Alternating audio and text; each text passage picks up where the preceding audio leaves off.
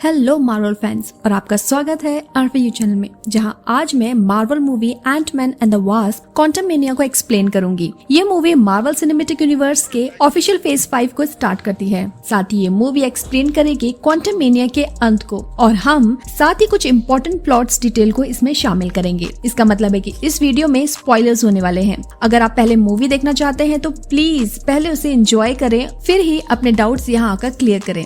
इस वीडियो में 2 post credit scene शामिल नहीं है, लेकिन जल्द ही मैं उन्हें लेकर आने वाली हूँ। मैं केवल मूवी ट्रेलर से फुटेज का यूज करने वाली हूँ, इसीलिए प्लीज बेयर विथ मी। और साथ ही आप कमेंट भी कर सकते हैं अगर आप इससे रिलेटेड कोई क्वेश्चन पूछना चाहते हैं या फिर आप मूवी से रिलेटेड अपने थॉट्स यहाँ पर शेयर करना चाहते हैं। तो चलिए मूवी स्टार्ट करते हैं।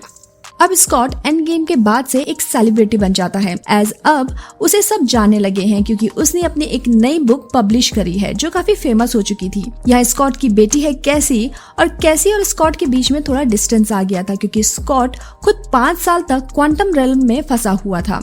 अब स्कॉट की वाइफ जेनेट की बात करें तो जेनेट खुद क्वांटम रेल्म में फंस गई थी और उसे वहां से एक शिप क्रैश होते हुए दिखाई देता है जो कि होता है कैंग द कॉन्करर का, जहां जेनेट कैंग से मिलती है।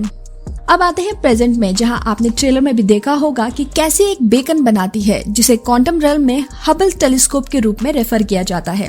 ये एक्चुअली में एंट फैमिली को क्वांटम रेल्म में जाए बिना ही उसमें क्या चल रहा है इसके बारे में बता सकता है। जेनेट इसे तुरंत बंद करने को कहती है क्योंकि वो कैंग द कॉन्करर से डरती है और उसको पता है कि कैंग के इरादे क्या हैं। लेकिन अनफॉर्चुनेटली यहाँ पर होता ये है कि मैडॉक पहले से ही डिवाइस से आ रहे सिग्नल को डिस्कवर कर लेता है और इसी का यूज करके वो एंट फैमिली को वापस क्वांटम रेल्म में सक कर लेता है।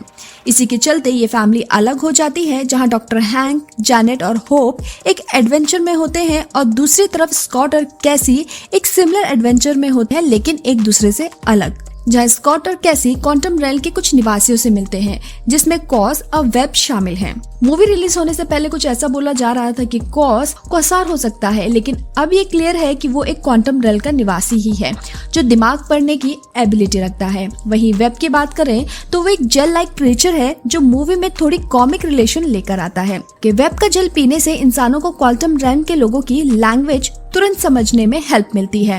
इन लोगों को किंग द कॉन्करर ने समाप्त कर दिया था और इस टाइम में ये लोग छुप कर रह रहे थे, लेकिन स्कॉट और कैसी के यहाँ पर आने से कैंग को उनकी प्रेजेंस का पता चल गया था। इसीलिए कैंग ने फिर मैडॉक को रेफ्यूजी कैंप पर हमला करने के लिए और उन्हें पकड़ने के लिए वहाँ पर भेजा। अब आगे बढ़ने से पहले थोड़ा बैक स्टोरी में आते हैं। यहाँ पे कैंग किंग द कॉन्करर है जो कभी कभी कॉमिक्स में कैंग प्राइम के रूप में भी जाना जाता है। काउंसिल ऑफ किंग्स ने कैंग की टाइम चेयर को तोड़कर उसे क्वांटम रेल्म में एक्साइल कर दिया था और उसे काउंसिल से भी बाहर निकाल दिया था। ये टाइम चेयर एक शिप थी जो कैंग को मल्टीवर्स में टाइम ट्रेवल्स करने में हेल्प करती थी। टाइम चेयर के टूटने की वजह से कैंग मल्टीवर्स में ही फंस गया था। जेनेट ने शिप को क्वांटम रेल्म में क्रैश होते हुए देखा था, जैसे कि मैंने पहले बताया, और उसने मल्टीवर्स इंजन कोर से एनर्जी को रिस्टोर करने में उसकी हेल्प करी जो उसके टाइम चेयर को पावर प्रोवाइड कराता था। लेकिन कैंग के आर्मर से उसकी टाइम चेयर न्यूरो कनेक्टेड है, जिसका मतलब है कि ये सब कैंग के दिमाग से जुड़ा हुआ होता है। इसी वजह से जब जेनेट एक्टिव पावर सोर्स के साथ टाइम चेयर को छूती है तो वो पास्ट और फ्यूचर से कैंग के विजन को देखती है जो उसे अपनी जीत होते हुए दिखाई देता है। ये इशारा इस फैक्ट की ओर लेकर जाता है कि कैंग एक ईवल है। इसीलिए जेनेट कैंग के इरादों को रोकने के लिए इंजन कोर को बड़े पैमाने पर बनाने के लिए पिन पार्टिकल्स का यूज करती है, जिससे विस्फोट होता है और चारों ओर तूफान पैदा हो जाता है और उस तूफान में कैंग का इंजन और वहीं पे खो जाता है। अब कैंग चाहता है कि स्कॉट श्रिंक होके उसके कोर तक पहुंचे और फिर जाइंट होकर उसके इंजन कोर को वापस लेकर आए ताकि उस इंजन ओर को टाइम चेयर में वापस फिट कर सके। या हम ये भी देख सकते हैं कि स्कॉट अपने सारे प्रोबेबिलिटीज को देख पाता है, जो भी एक्शन वो लेने वाला होता है। बेसिकली वो अपने सारे एक्शंस का यहाँ पे कॉन्सिक्वेंसेस देख पा रहा था। यहाँ पर एक ऐसा स्कॉट भी होता है जो अभी भी बास्किन रॉबिन्स का एम्प्लॉय है क्योंकि उसे कभी जॉब से निकाला ही नहीं गया था। एंटीमैन 1 के एंड में स्कॉट ने डैरन क्रॉस को श्रिंक कर दिया था, जिसके कारण इवेंचुअली उसे क्वांटम रेल्म में एंड होना पड़ा। यहाँ पे कैंग डैरन से मिलता है और कैंग डैरन को रिबिल्ड करता है और वो डैरन को अपना ट्रेडमार्क डोम स्टेज चेयर भी देता है, लेकिन मूवी में इसका कोई स्पेसिफिक नाम नहीं है। वहीं दूसरी ओर जेनेट, हैंक और होप कायलर से मिलते हैं।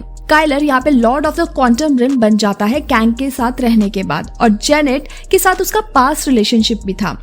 जैसे ही मूवी अपने एंड की तरफ बढ़ती है, स्कॉट केसी को बचाने के लिए कैंग को इंजन का कोर वापस लाने के लिए रेडी हो जाता है। स्कॉट कोर लाने के लिए धुंध की तरफ जाता है और जैसे जैसे वो कोर के पास जा रहा होता है वैसे वैसे के और वेरिएंट बनते जाते हैं। यहाँ स्कॉट मुसीबत में होता है लेकिन होप उसे ढूंढ लेती है। खुद होप के भी यहाँ पे बहुत सारे वेरिएंट बन रहे होते हैं।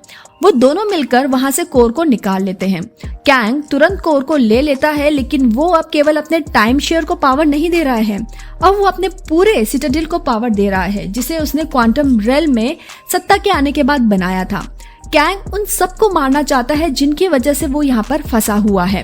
वो बाकी के सभी किंग्स और मल्टीवर्स को जीतने के लिए अपनी विशाल आर्मी के साथ रेडी होता है। अब कैंग मैडॉक को ऑर्डर देता है कि वो केसी को मार दे ताकि होप और स्कॉट उस तक ना पहुंच पाए, पर इससे पहले कुछ हो पाता, कैसी स्कॉट और होप को अपने लोकेशन का सिग्नल भेज देती है। अब यहाँ पर हमें एक प्रॉपर वॉर देखने को मिलती है कैंग और क्वांटम रेल्म के लोगों के बीच। वहीं स्कॉट जाइंट मैन बनकर कैंग के शिप के रिंग को तोड़ देता है जिससे उसकी शिप अब उड़ नहीं सकती।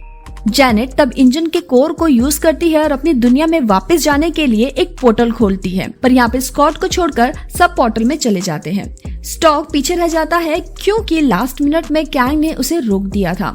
कैंग का आर्मर आर्न्स की हेल्प से डैमेज हो चुका था, इसलिए स्कॉट कैंग को लड़ाई में हरा देता है, लेकिन फिर होप पोर्टल से वापस आती है और कैंग को मल्टीवर्सल इंजन कोर में फेंक देती है जिससे वो खराब हो जाता है और कैंग को अंदर सक कर लेता है।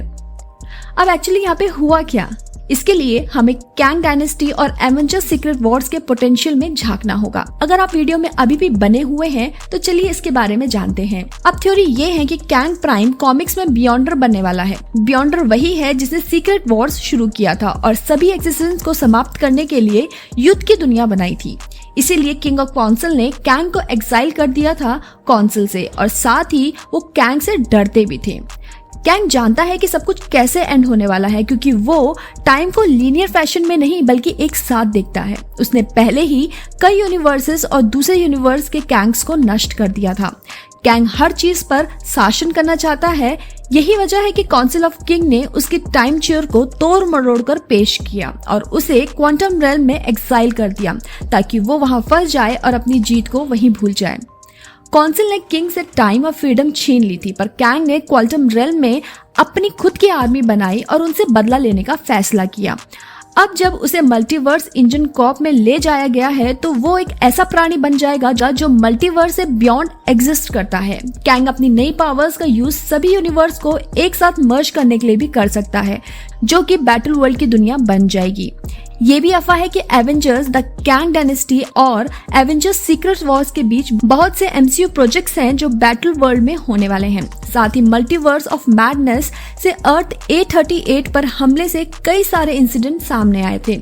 कुछ लोग ये भी अनुमान लगा रहे हैं कि डेडपूल 3 के एंड में हमें ये सब देखने को मिल सकता है। तो आपको Antman and the Wasp Quantumania के बारे में क्या लगता है? ये कैसी थी, बढ़िया या बेकार? और क्या ये मूवी फेज 5 के लिए एक अच्छी शुरुआत है? नीचे कमेंट बॉक्स पे अपने थॉट शेयर करके जरूर बताइएगा। अगर आपको वीडियो अच्छी लगी हो तो देखने के लिए थैंक यू। प्लीज लाइक करना ना भूलें और अपने फ्रेंड्स के साथ जरूर शेयर करें। तब तक के लिए सी यू नेक्स्ट टाइम।